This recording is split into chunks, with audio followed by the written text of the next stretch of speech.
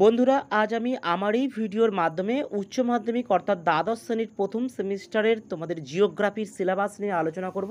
তোমাদের মোট 35 নম্বরের এমসিকিউ টাইপের প্রশ্ন হবে, কিন্তু সিলেবাস অনেকটা বড়।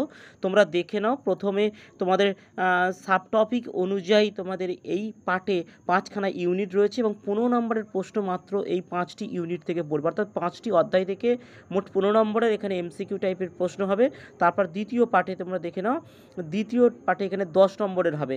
এখানে এই দুটি ইউনিট রয়েছে, এখানে 10 নম্বরের প্রশ্ন হবে এবং আরেকটি পার্টে তোমাদের সি পার্ট, এখানেও কিন্তু 10 নম্বরের পরীক্ষা হবে, মানে প্রশ্ন পড়ে থাকবে।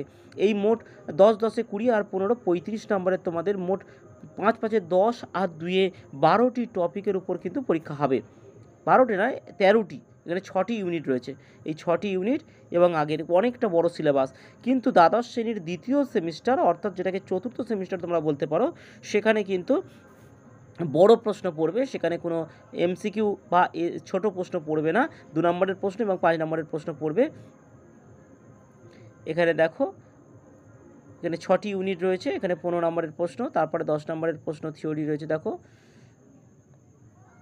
দুটো ইউনিট এবং এখানেও 10 নম্বরের প্রশ্ন আছে। এগুলো বড় প্রশ্ন পড়বে। এই ছিল সিলেবাস।